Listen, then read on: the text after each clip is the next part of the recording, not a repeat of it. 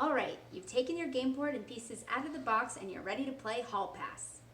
Check out the board. The boxes outlining the board are the classrooms. The hallway makes up the center of the board. Each player has their own detention hall and their own getaway car. For the game pieces, each player has 7 game pieces with a number 1 through 7 labeled on the bottom of each piece. The object of the game is to escape from school out of any of the classrooms other than your own to your getaway car. The game ends and the winner is declared when one player has successfully moved all their game pieces to their getaway car. This board shows the setup for a 4-player game. To start the game, each player chooses a color and lines up their 7 pieces in the matching boxes on their side of the board, which are considered their home classrooms. Pieces can be arranged in any order to start the game. Do not reveal the number on the bottom of your pieces to other players. The player who has gone the longest without telling a lie goes first, and play continues clockwise. On each of your turns, you have 2 options. You can either 1, move any of your pieces that is not in detention in any direction in a straight line, forward, backward, left, or right through the hallway, as many spaces as you'd like.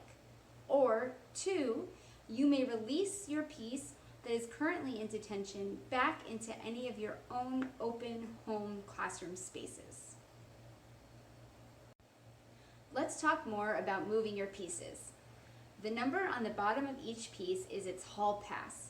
This indicates how many spaces your piece can move legally on any given turn. So, if your piece shows a hall pass of a 5, you may move that piece exactly 5 spaces in any direction. But here are a couple of rules to go along with moving your pieces.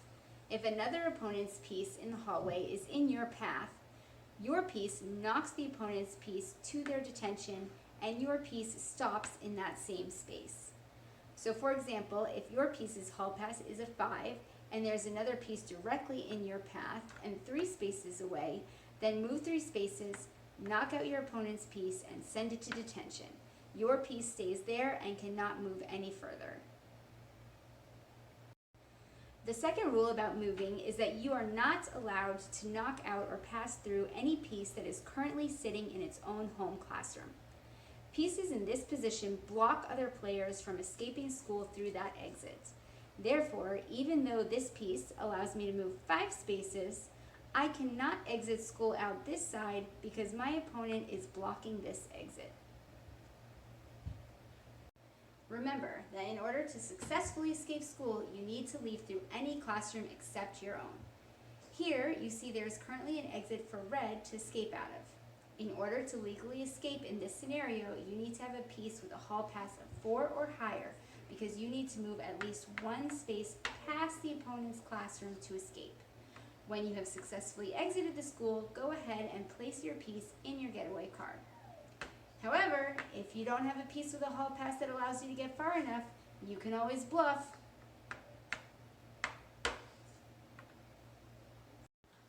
The fun of Hall Pass comes from the opportunities to bluff.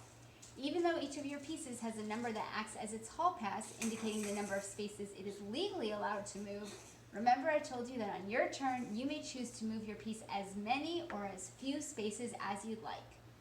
And just like you can move any number of spaces you'd like, after each move, any other player has the option to call to see your hall pass if they suspect you are bluffing. The caller may do so by politely asking to see the hall pass, Ma'am, may I please see your hall pass? or something a bit less PC or nice. That's bull-loney. Once a call is made, the player accused of bluffing must show their piece to the caller.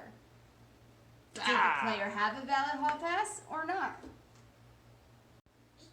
Here, your opponent made a bluff and you called them on it. What happens next? 3 things. The move is reversed, so if anyone was knocked into detention by the play made, their piece returns to its space in the hallway. The piece that moved illegally is sent to detention. And the caller can move any of their own pieces from anywhere, including from detention, into any open space in the hallway without using a turn. This is your reward for being a good hall monitor. But what if after calling a bluff, it is revealed that the hall pass was legit and the move was legal? If the hall pass is valid, the move stands. The player who was questioned gets to send any one of the caller's pieces, except any that have already escaped school, into detention for being a tattletale. Go to detention, tattletale. If you think someone is bluffing, be sure to call them on it before the next player takes their turn. Once the next player has taken their turn, the previous move stands, even if you later discover a bluff was made. Well, that's pretty much it. Be the first to get all your pieces to the getaway car and you win. Check out the second side of the instruction sheet for modifications for 3 and 2 player games, as well as frequently asked questions. If you have any other questions, feel free to drop them in the comments section and the Glue Guy of Glue Guy Games will get back to you. Thanks for watching.